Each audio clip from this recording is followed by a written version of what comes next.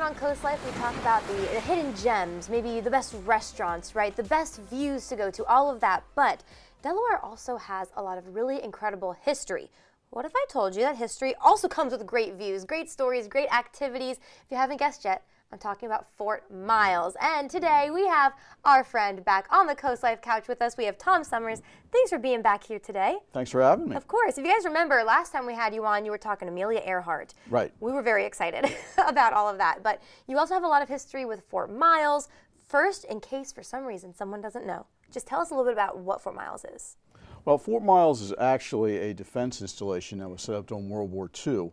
And what it was set up for was actually to prevent German submarines and ships coming up to important ports like Philadelphia and Wilmington. So they were there basically to guard the bay and the river. And that was their main mission. And what's unique about the Fort Miles, though, the actual defense installation that's there now as a museum, is we've got a piece there. We have a gun from the USS Missouri, which actually honors the end of the war itself. And we also have an artifact from the USS Arizona, which was there at the attack on Pearl Harbor. So we've got actually bookends for both parts of for the entire war itself. Yeah, it's very incredible. If you guys haven't been to the museum itself, I mean, I think a lot of people have maybe driven through. You've seen the tower, you've seen, you know, the small buildings there, things like that. But the museum itself, it's kind of this like underground. I don't even know how to explain it. Can you explain it for us? It's not really. It's not kind of underground. It is underground. That's true. True. It's all underground. It's under the sand, and it was Yeah. meant to be that way in So order cool. to hide it from any ships, enemy ships that might have been coming up the river and the bay. So it is hidden under the sand. It's actually in the Cape and Lopin State Park. And currently it's open on Fridays and Saturdays alone, but after Memorial Day it'll be open Tuesdays through Sundays. 10 to 4 are going to be the hours that we have. Perfect. And there's a lot coming up too that you guys can kind of celebrate this history and learn about it more if you haven't yet. I've been a few times and I feel like there's still more for me to learn. So what kind of events and things do you guys do there, and what do you have coming up? Well, we actually have a special program this Saturday, March the 9th, on U-boat activity in the area. So that'd be a very interesting program to see. Yeah. And also on April the 20th, we actually have a Delaware Defense Day, which is an annual event which promotes the Fort Miles Museum itself. Perfect. If someone has never been, what would you say your favorite part or the most impressive part is? The most impressive part for me is actually the setup that they have for how they loaded the guns. And they've actually got like a roller there which shows how the guns were loaded with the gunpowder as well as the shells, and I think it's really fascinating. That is, see, I told you, I've been there a bunch of times and now I need to go back and learn about that. Sure, I don't think I've seen it before. Yeah. So you guys do a lot of events, of course. Some I've noticed are for young kids. You have things for people who are older. Why is it so important, would you say, to keep this history alive in not just Lewis but in Delaware? Well, I think it's important that we keep this history alive because people today need to find out where they came from and what it was like when we had challenges in the past. And obviously World War II was a huge challenge for people, not just in this area, but also throughout the United States. And the way they do that is through these things such as Delaware Defense Day and these special programs that we have coming up on Saturday. Before I let you go, Tom, just want to talk one more time about how people can get involved. Are you guys looking for volunteers right now? Anything like that, let us know. We are always looking for volunteers. We actually have a group that comes out once a week. They're called Bunker Busters, and they actually work in the facility itself. They're all volunteers, but they're in the process of restoring the fort to what it once was. They're doing an excellent job. Yeah, it's important you got to take care of all that history. There's a lot of history on that land. Great. Well, Tom, thank you so much. Like we mentioned, we are going to talk a little bit more about something else coming up, Delaware Defense Day. I'm going to leave it right there because we have a really fun presentation that's going to go along with it. Tom, thank you for being here. Thank you for having me. Of course. You guys can stay right where you are. We have another guest coming up in just a couple minutes.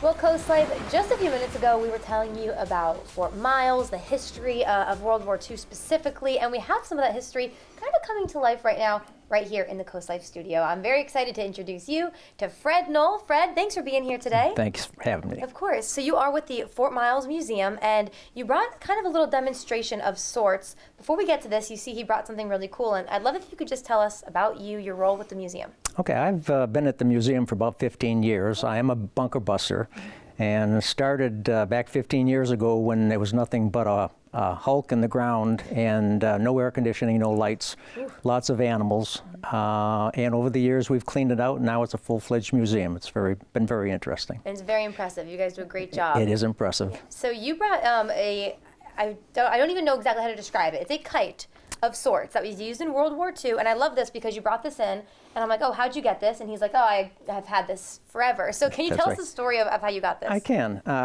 This is a sister kite. This is one of 2 kites. Okay. One of the kites is now in the museum on exhibit, and this is its sister. And I got these when I was a kid growing up. It was post-World War II. My dad brought them home and just gave them to us as kids to assemble. It's a box kite.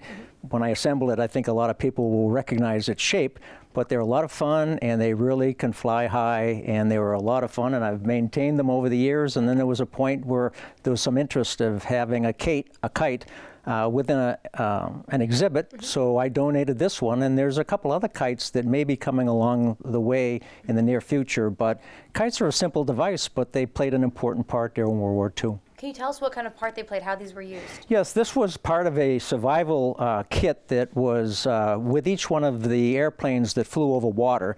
And in case they had to ditch the plane and survive the environment, there was a raft, there was a radio, and to get the radio to function properly, you had to get an antenna up to a certain level. So they added a kite to the kit, and this is part of that kit.